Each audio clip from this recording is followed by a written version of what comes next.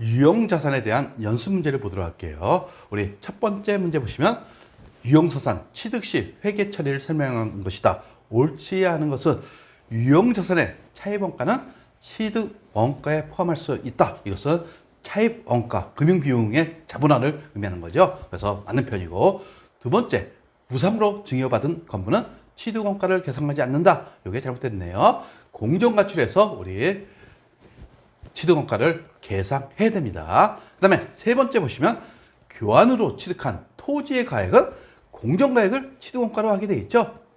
세 번째도 맞는 편이고, 유형자산 취득 시 그 대가로 주식을 발행하는 경우 이것을 현물출자라고 하죠. 주식의 발행가액을 구 유형자산의 취득원가로 한다. 원래 유형자산의 공정가치를 취득원가로 하는 거죠. 만약 불분명할 경우에 어떻습니까? 두 번째로 하시면 되는 겁니다. 결국 주식의 발행가액을 유형자산의 취득원가로 할 수 있다. 그래서 네 번째도 아주 틀렸다고 할 수는 없습니다. 세 번째는 취득한 후에 추가 지출이 발생했대요. 그러면 수익적 지출이냐 자본적 지출이냐 이것을 판단하셔야겠죠. 첫 번째, 유리.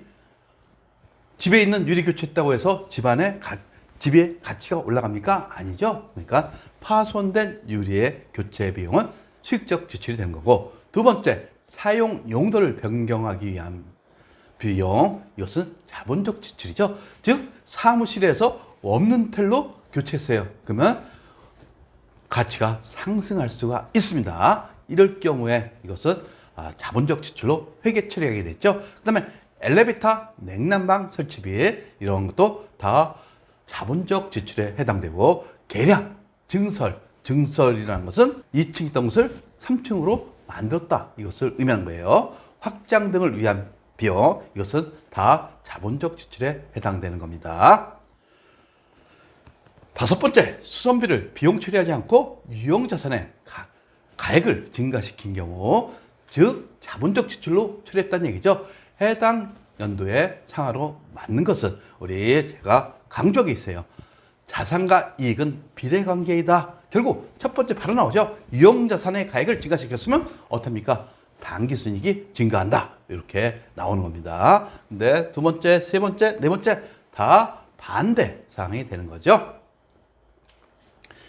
일곱 번째 보시면 재무제표상 자산의 차감 항목으로 표시되지 않는 것은 상한 의무가 없는 국고보조금은 자산을 차감하게 돼 있어요. 만약 상한 의무가 있다면 부채가 되는 거죠. 차입금이 되는 겁니다. 감가상각 누계액도 마찬가지로 차감 항목이죠. 그 다음에 대손충당금도 채권의 차감 항목입니다. 근데 단기매매증권 평가손실은 영업의 비용에 해당되는 겁니다. 아홉 번째, 취득원가에 포함되지 않는 것은 수입한 기계장치의 시운전비, 시험에서 운전했다는 얘기죠. 이런 비용은 취득원가에 들어갑니다. 그 다음에 토지 구입 시 중개수수료도 마찬가지죠. 또 취득원가에 포함되고, 세 번째 보시면 상품을 수입해 오는 과정에서 가입한 당사 부담의 운송보험료, 결국 운송 중에 보험료를 가입했다는 얘기죠. 이것도 도착 전에 보험료니까 다 취득원가를 구성하고 있습니다. 근데 건물 구입한 후 가입한 화재보험료는 이것은 건물 구입 후니까 이것은 바로 비용 처리하시면 되는 겁니다. 결국 보험료라는 비용으로 회계 처리하시면 되겠죠. 11번째, 다음은 유형자산의 취득원가와 관련된 내용이다. 틀린 것은 유형자산은 최초 취득원가로 측정하게 되겠죠. 결국 구입가액 플러스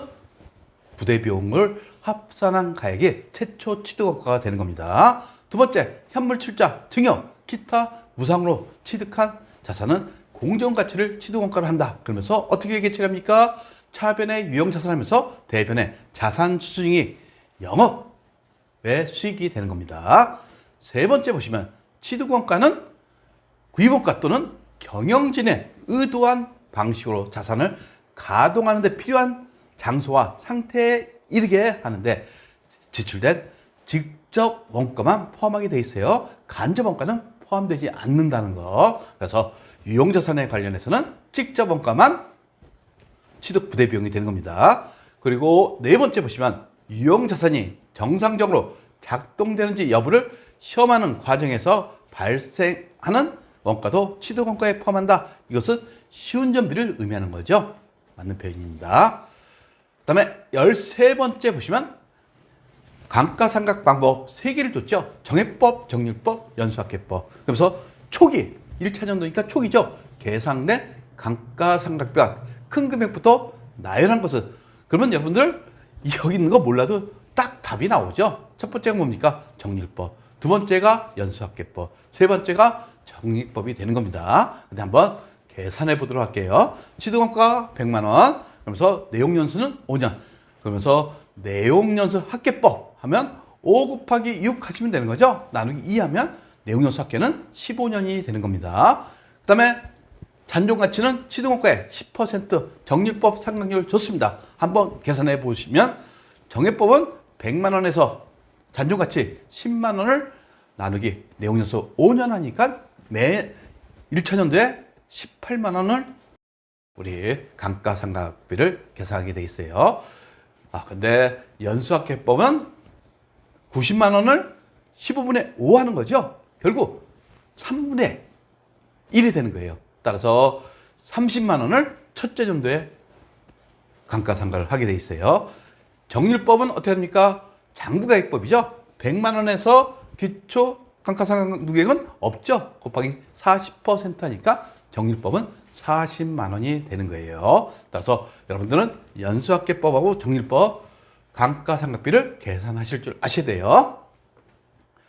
주관식 첫 번째 문제 보시면 정률법으로 감가상각할 경우 2차 회계연도에 계상될 감가상각비로 맞는 것은 정률법이죠. 정률법의 특징은 장부가액법이라고 그랬어요. 따라서 취득가액하고 잔존가치는 의미가 없죠. 상각률을 줬습니다. 결국 첫째 년도는 1000만 원 곱하기 45%니까 450만 원이 1차 년도 감가상각비가 되는 겁니다. 그러면 2차 년도는 1000만 원에서 기초 감가상각액이 얼마? 450만 원이죠. 여기에 45%를 곱하시면 247만 5천 원이 2차 년도 정률법 감가상각비가 되는 겁니다. 두 번째 문제 보시면 교환취득이죠. 6월 30일 날 보유하고 있던 기계장치하고 차량 문방구 교환하고 현금 50만 원을 출행했다. 2종 자산 간의 교환입니다. 결국 기계장치의 공정가액은 250만 원이죠. 그러면서 주식회사 새날의 손익계산세 계상될 차량 운반구에 대한 감가상각비는 얼마인가? 차량 운반구는 내용연수가 5년 하고 월할 상각, 결국 6개월 상각하라는 얘기입니다. 그러면 기계장치를 차량하고 교환했어요. 근데 기계장치 가액이 250만 원입니다. 근데 여기서 보시면 추가적으로 현금 50만 원 줬죠? 그러면 이 차량의 취득가액이 얼마입니까? 딱 보면 아시겠죠? 기계하고 차량을 교환했는데 돈까지 받았어요. 그럼 이 차량 가액은 200만 원으로 우리가 볼 수가 있는 겁니다. 따라서 차량의 취득가액은 200만 원. 그리고 감가상각비는 5년간 하기로 돼 있죠. 결국 매년 40만 원인데 지금 6월 30일 날 보유하고 있던 기계장치를 처분했다고 그랬죠. 결국 6개월 월할 상각하시면 20만 원이 감가상각비가 되는 겁니다. 따라서 자산간 교환할 때는 여러분 그려보세요. 그린 다음에 판단하시면 쉽게 풀 수가 있습니다. 세 번째, 기계장치를 3,700만 원에 처분했다 하면서 처분 시점에 상각 누계액은 800만 원이며 처분이익이 발생했다. 500만 원. 그러면서 내용연수 5년 정해법으로 월할 상각했다고 가정할 경우 기계장치의 취득 원가, 내용연수 이런 거 다 필요 없어요. 결국 처분이익이 지금 500만 원이죠. 500만 원. 이것은 처분가액에서 장부가액을 의미하는 거죠. 그러면 장부가액이 얼마나 됩니까? 3,200만 원이라는 것을 여러분이 알 수가 있어요. 그러면 장부가액은 어떻게 계산됩니까? 취득가액에서 감가상각 누계액을 차감하는 거죠. 결국 취득가액에서 감가상각 누계액 800만 원이라고 했죠. 결국 얼마가 취득가액? 4천만 원. 이렇게 구하시면 되는 겁니다. 네 번째 보시면 연수학계법에 의한 3차 년도 말 현재의 장부 금액을 구하라.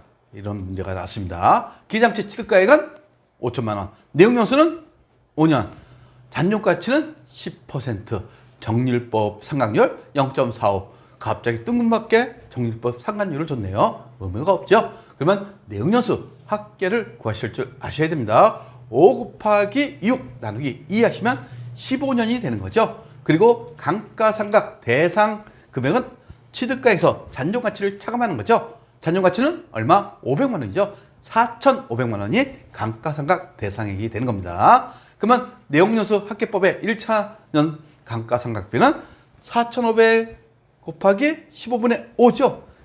즉 15년은 내용연수 합계, 그리고 5년은 자녀 내용연수. 따라서 1차년도는 우리 1,500만 원이 되는 겁니다.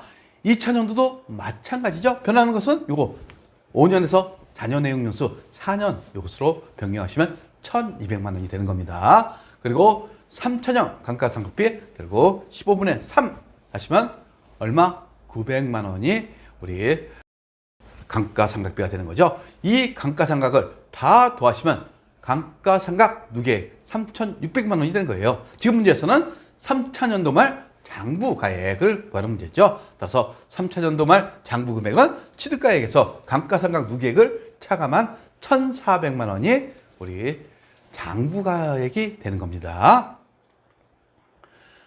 다섯 번째, 공장 신축을 위해서 다음과 같이 토지를 구입했다. 토지의 취득원가는 얼마인가? 당연히 구입가액은 플러스 하시고 구입 관련 법률, 자물비용 이것도 직접 원가가 되는 거죠. 따라서 플러스 하시면 되는 겁니다. 그 다음에 토지에 구건물에 철거가 있어요. 그러면 당연히 이 철거 비용도 토지의 취득원가를 구성한다는 거. 그리고 그 건물 철거 후 잡수익 폐자재가 나왔는데 갖다 팔 수가 있어서 돈을 받았어요. 이것을 의미하는 거죠. 당연히 이것을 차감하시면 5,400만 원이 토지의 취득원가를 구성하게 되는 겁니다.